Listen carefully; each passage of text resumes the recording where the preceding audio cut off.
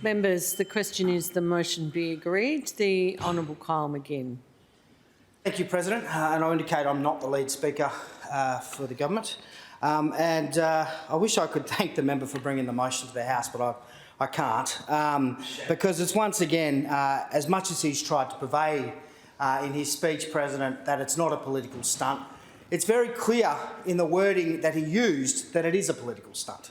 Because if you look closely at what the member opened up with, he opened up with, it seemed I could take it as an apology to the House that his last motion where he condemned the Minister for Agriculture, he got it wrong. And that it was potentially, the way I get it, the way I see it, the way that the member has just put it to the House, is that they were wrong to do that motion. They were wrong to do that motion. So that motion at the time must have been, you ready for it, members? A political stunt. It's exactly how what you have just put across to the chamber, the Honourable Dr. Steve Thomas. I have to say that that's exactly how it come across to me. And good on you for letting the House know that you stuffed up last time. And I just want to give some forewarning to the House. It looks as though he stuffed up again.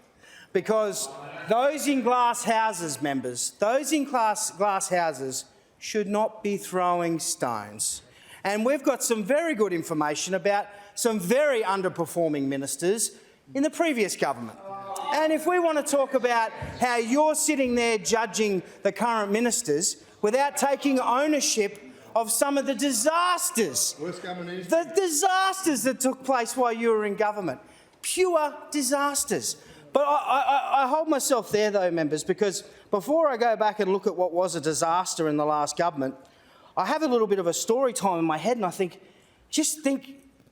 imagine if the opposition was in government right now. Could you imagine that there would be a minister, potentially a minister, who doesn't know how to put on a face mask in the cabinet? Because that minister currently holds a shadow portfolio for planning, lands and heritage. Could you imagine West Australians looking with pride at their cabinet where there's a shadow currently who could possibly be a minister who doesn't even know how to put on a face mask during a pandemic? That is the type of talent that the opposition are offering as an alternative government. That is the A-team right there. That is the A-team. So the other thing that I think we'd have to do is probably increase an allowance on WhatsApp as well, because that's how ministers will probably communicate if they were in government. There'd have to be a special allowance for WhatsApp, which would have to be a very special allowance, because we know how many pages and pages of WhatsApp. Order. Bring it down a little, please. The Honourable Kyle McGinn. Thank you, President. We could just imagine the cost to the printing of all the WhatsApp messages that would have to come out. It would be absolutely a huge cost and burden to the WA taxpayer, and that's something we would have to change. And you know, while we talk about it, I hear the Honourable Dr. Steve Thomas was talking about cost blowouts. Talking about cost blowouts. Let's have a look at a certain project from a minister in the last government, the Honourable Peter Collier. Let's have a look at a project, the Mudgee Power Station. This is a beauty. This is an absolute beauty. So having a look at and examining what this honourable member did whilst minister, take a note, the Honourable Neil Thompson, because this is a prime example of what a cost blowout looks like. That minister promised this place that there would be no cost to the WA taxpayer on that project. Zero cost. He was getting the private sector to do that job. He was not going to have a cost to the WA taxpayer. How much do you think it ended up costing the WA taxpayer? $308 million. $0, $308 million. That, President, is just a little example of what a failing minister looks like, who comes into this place putting together a project, and he stated, and I want to make this very clear, he stated on the 13th of June, when a question was asked by the Honourable Kate Doust and asked whether, on notice, prior to the decision to refurbish these plants, was a business case prepared for the project, and if yes, who prepared the business case? What did the former minister say? He said, yes, the business case was prepared by Verve Energy and Inalco Energy Pty Ltd with input from technical, financial and legal external parties. However, members, President, it was discovered by Synergy has since confirmed that there was no business case prior to the project commencing. No business case at all. And that leads us on to a great report that was done by the Langelant report. Let's have a look. Let's have a look at the Honourable Colin de Grusa.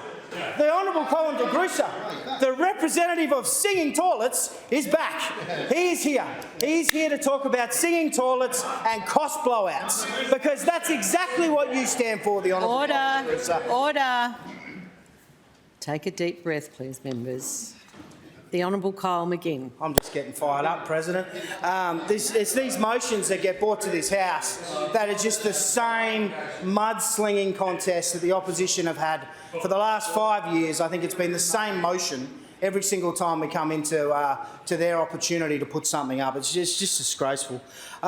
So we'll talk. Oh, well, yes, the Honourable Doro Farragut, you have put up a good motion, I would say that. And that was a good debate. But this debate to me just seems absolutely pointless from the opposition, because they're constantly trying to throw mud in a direction that it's not sticking. It is not sticking.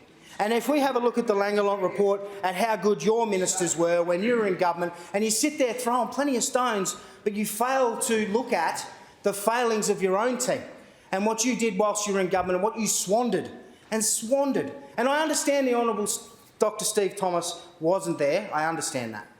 And to some extent, it isn't as much your fault as it is the ones that are still here. And that's why I wonder, after all the little controversies and bugger-ups as ministers, why are they still here? We just talked about a $308 million cost blowout from WhatsApp King himself, the Honourable Peter Collier, and he still sits on your front bench right there. Isn't it interesting? Isn't it interesting that you sit there and ignore your own failures consistently? And then when we raise your failings, it's, always looking backwards, blah, blah. It's unbelievable. You don't have a look at your mistakes to ensure that you improve. You do not improve. It's unbelievable. So we'll get to the Langelant report and some of the findings that came out of that. So ministers work to advance their individual agendas and often coerced public servants into applying significant resources to ideas and programs that knew were unlikely to be approved. President, isn't that amazing? That the Langelant report found that the opposition, when in government, were an absolute laughingstock. That's exactly what they were. And you have a look at that, what the Langelant report found. I find it absolutely bizarre and unusual that you bring this motion into this House, the Honourable Dr Steve Thomas, without reflecting on the fact that, understand, but you're going to sit there and say that you're not in a glass house throwing stones. I think that's ridiculous, because you never acknowledge the failings that the past government left to this government, and you refuse to. You refuse to.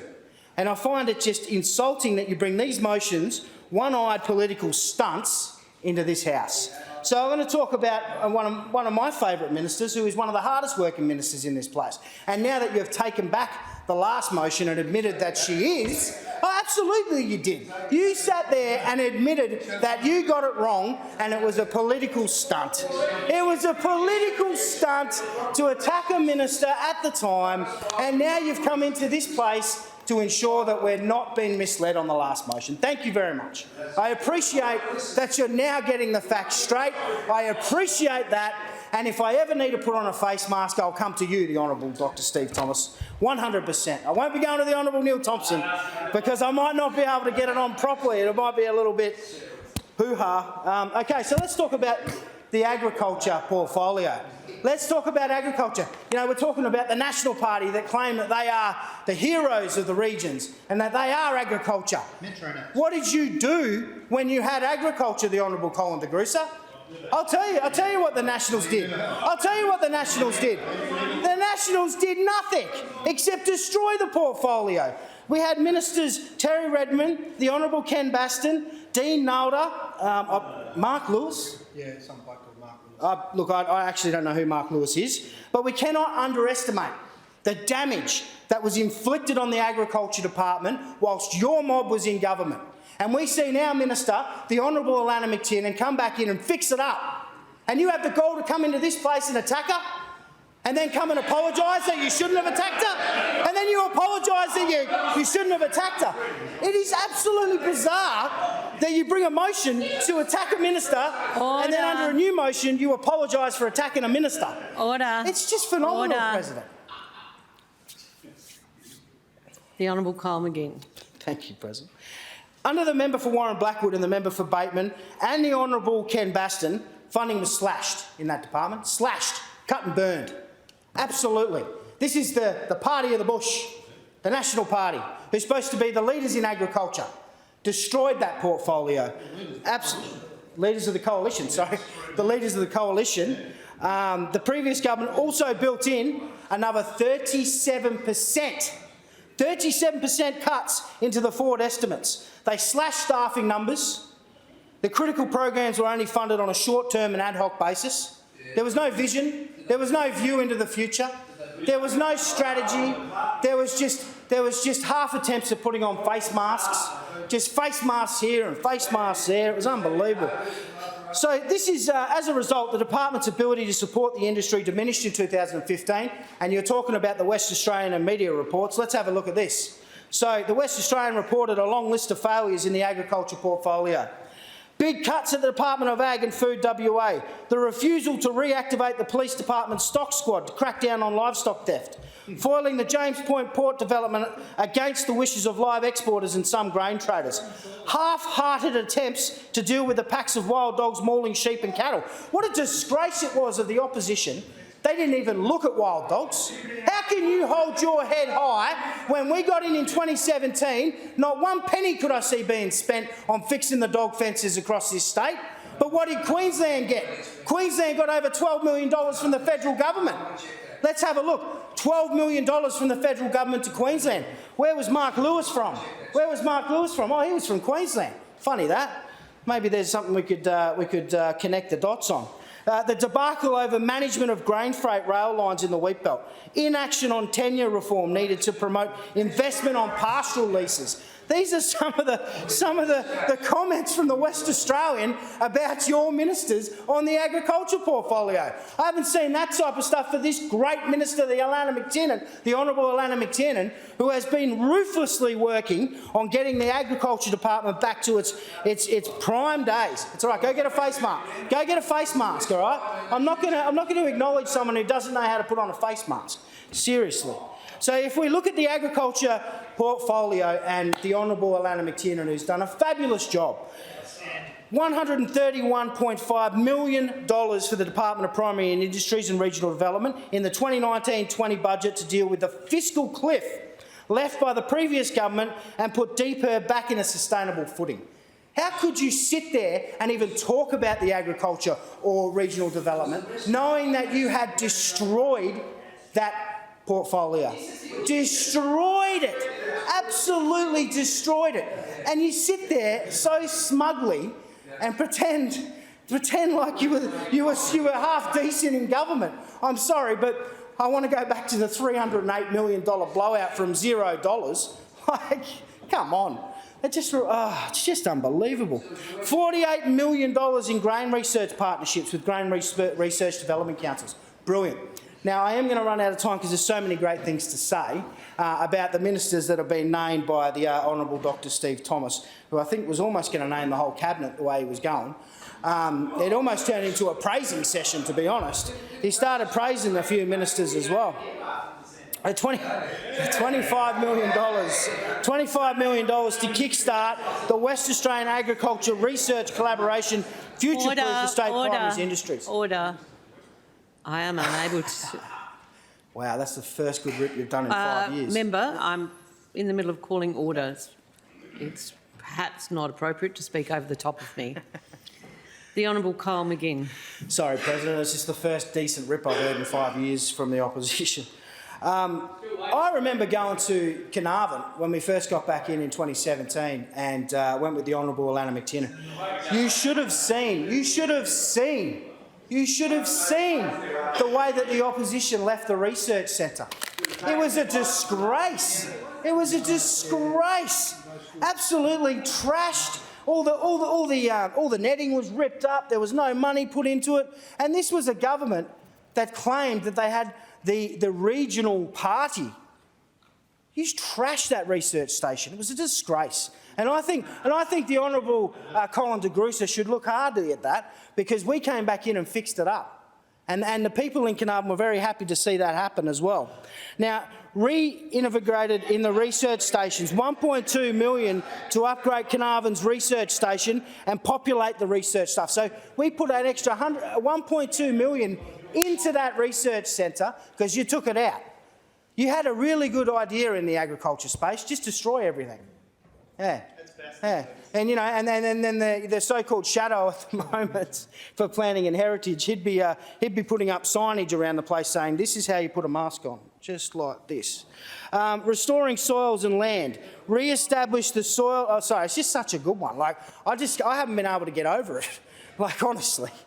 I've just never seen anyone do something so amazing. Re-establish the Soil and Land Conservation Council after 16-year hiatus and modernise the legislation. Modernise the legislation. But you know what was better than the face mask was actually your energy forum in Kalgoorlie. Wasn't that a beautiful flop? That was a lovely flop. That was a lovely flop. So we had the Honourable Dr. Dave Honey. The Honourable Dr. Dave Honey rocks up out there, and they pay. The Honourable Kyle McGinn. Thank you, President. That touches a nerve, because I know that the Honourable Neil Thompson spent a fortune on advertising his U-Butte energy forum, and he didn't even invite Synergy, Western Power, didn't invite anybody, because it was a Liberal Party event with just him and John Bowler and Dr. Honey holding hands, singing Kumbaya about what they think should happen to the energy portfolio. And do you know who listened to it? Bill Ben and the Flower Pot Man, because that's all that was in the room. It was unbelievable. Front pages of advertisement. Front pages. Come to my energy forum. Please. Please come. Why? How many went? Well, if you take all the staff out, and all the Liberals that they flew up there to make it look decent, I reckon there was about 8 people in the room. If you look at it, it was beautiful. And you never heard the Honourable Neil Thompson talk about the energy portfolio, because he realised then that he'd buggered up. He'd made a mistake. He made a mistake. So moving on, and I could spend a lot more time on the Honourable Neil Thompson, and I know the opposition loves it. They love listening to it. It's beautiful. Sorry, what was that?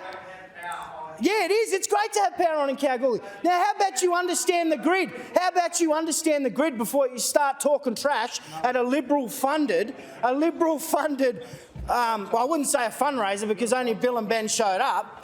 But maybe that's what your fundraisers look like nowadays, is 2 people in the back corner. But we talk about that was how much it cost to hire the room. So, you know, let's be honest. But, you know, we continue on the Honourable Alana McTinnan's achievements. And there's so many of them, from a hard-working minister who's continued to put her foot forward in regional development, and also in new spaces such as hydrogen industry, which is a very important portfolio that's been created. That portfolio, the minister has acted very well in and very passionately in, and I know because I've been up to Shark Bay with her, where we've seen we're building a hydrogen plant there now that's going to replace a diesel. Oh wow! Sorry. I'm still waiting to hear your report on energy, mate. So just calm down. Just calm down. I'm waiting for the feedback from the 3 people that showed up. So if we have a look at regional development, and I think the transition with the development commissions has been amazing. 45.8 for the regional economic, 45.8 million on regional economic development grants supporting regional projects that create jobs, expand or diversify industry and attract new investment. The REDS grant scheme has been awesome, and I know that many people in regional WA love the REDS grants, and the minister has been doing a fabulous job in that space. We've got $14 million to digital farming program. That brought enterprise-grade broadband to more than 2,000 farm businesses from Kununurra to Mount Barker. You hear that, the Honourable Colin de Grussa? That's doing something for farmers. Maybe you could learn a lesson off the Minister for Agriculture and Regional Development. It would be a far sight from singing toilets, that's for sure. So we also have $48.6 million for WA Regional Digital Connectivity Program to improve mobile and internet coverage in regional WA. $40.4 million in Kimberley Youth and Community Justice Response, including $15 million for an on-country residential facility. These are great things happening in the Kimberley, the Honourable Neil Thompson. If you have a look around at some of these great things, instead of throwing stones because you don't actually look at what's going on around you, you might notice that the government's doing things and you're just sitting there yelling and carrying on. Same stuff from the opposition, honestly. How about you get with the times? Seriously. So I just want to say that I think this motion is a joke and I think the opposition is a joke, and I support these ministers wholeheartedly. Thank you very much. Order.